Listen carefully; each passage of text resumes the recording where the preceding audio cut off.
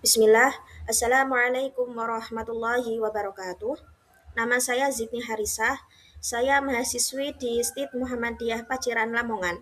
Dalam video ini, saya akan mempresentasikan mengenai metodologi penelitian PTK.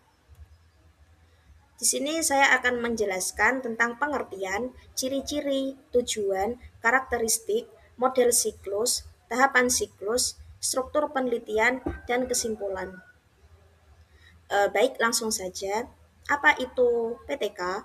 Penelitian tindakan kelas atau PTK adalah penelitian yang dilakukan oleh guru di kelasnya sendiri secara sistematis dan reflektif dengan tujuan memperbaiki dan meningkatkan kualitas proses serta hasil pembelajaran melalui tindakan-tindakan tertentu dalam bentuk siklus.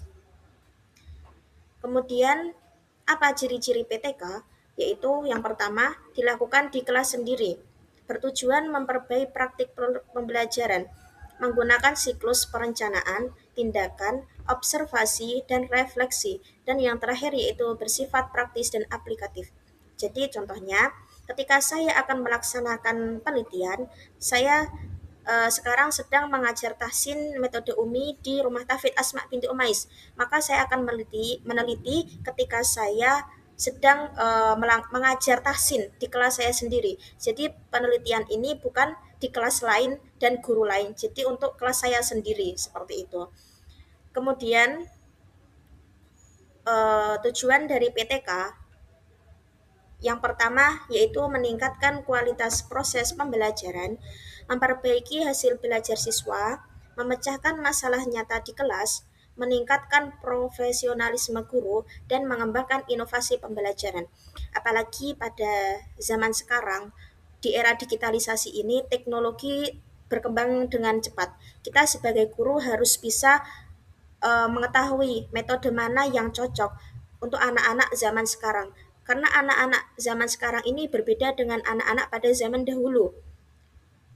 Kemudian, guru juga harus tahu bagaimana metode yang dapat membuat anak itu tertarik dengan apa yang kita sampaikan, dan apa yang kita sampaikan ini mudah difahami untuk mereka. Kemudian karakteristik PTK.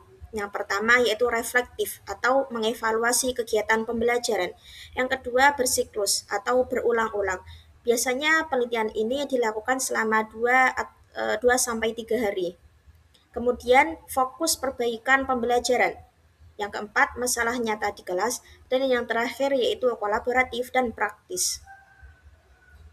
Siklus PTK. Model Chemis dan MC Taggart adalah model PTK yang menggambarkan penelitian sebagai siklus spiral yang terdiri dari 4 tahap utama, yaitu perencanaan, tindakan, observasi, dan refleksi yang dilakukan secara berulang untuk memperbaiki praktik pembelajaran. Kemudian, apa saja tahap Chemis dan MC Taggart? Yang pertama yaitu perencanaan atau planning, menyusun rencana tindakan untuk mengatasi masalah pembelajaran. Jadi ketika kita akan melaksanakan penelitian, kita harus menyusun rencana tentang apa, di mana, siapa, kapan, kemudian mengapa kita melakukan penelitian itu.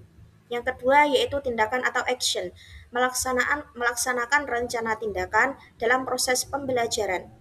Kemudian yang keempat yaitu observasi, mengamati dan mencatat proses serta hasil dari tindakan yang dilakukan.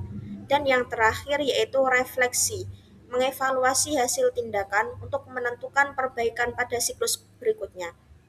Jadi tujuan utama penelitian ini yaitu untuk mengevaluasi suatu kegiatan pembelajaran. Apakah kegiatan pembelajaran tersebut sudah mendapatkan hasil sesuai dengan tujuan pembelajaran yang diharapkan. Seorang guru harus memiliki tujuan pembelajaran dan agar kita bisa mengevaluasi tentang kendala-kendala yang terjadi di dalam kelas, kemudian untuk menemukan bagaimana solusi agar tujuan-tujuan pembelajaran itu bisa tercapai secara maksimal pada pembelajaran berikutnya. Kemudian struktur penelitian PTK. Bab 1 pendahuluan yang berisi latar belakang masalah, rumusan masalah, tujuan penelitian, dan manfaat penelitian. Kemudian bab 2 kajian teori dan hipotesis tindakan. Di sini berisi tentang kajian teori, hasil penelitian, kerangka berpikir, dan hipotesis tindakan. Bab 3 metode penelitian. Di sini tentang jenis dan pendekatan penelitian atau PTK, subjek dan objek penelitian, setting dan waktu penelitian, model dan prosedur PTK atau siklus, kemudian teknik pengumpulan data, teknik analisis data, dan indikator keberhasilan dari penelitian. Kemudian bab 4 hasil penelitian dan pembahasan. Di sini berisi tentang deskripsi kondisi awal atau prasiklus, kemudian hasil pelaksanaan siklus 1, hasil pelaksanaan siklus 2, dan pembahasan hasil penelitian. Kemudian bab 5 berisi tentang kesimpulan dan saran hasil penelitian. Dan yang terakhir yaitu bagian akhir. Di sini berisi tentang daftar pustaka atau referensi-referensi penelitian tersebut. Kemudian lampiran yang berisi tentang RPP, instrumen, dokumentasi tentang kegiatan penelitian yang kita lakukan. Kemudian kesimpulannya yaitu yang pertama, fokus pada perbaikan. PTK bertujuan memperbaiki pembelajaran, jadi fokus kesimpulan dan saran pada perbaikan tersebut. Kemudian yang kedua yaitu gunakan data. Dukung kesimpulan dengan angka atau deskripsi dari hasil analisis data. Dan yang terakhir yaitu visual. Gunakan poin-poin agar mudah dibaca dan dipahami audiens. Demikian presentasi yang dapat saya sampaikan mengenai metodologi penelitian PTK. Semoga apa yang saya sampaikan bisa menambah wawasan kita, terutama bagi saya sendiri.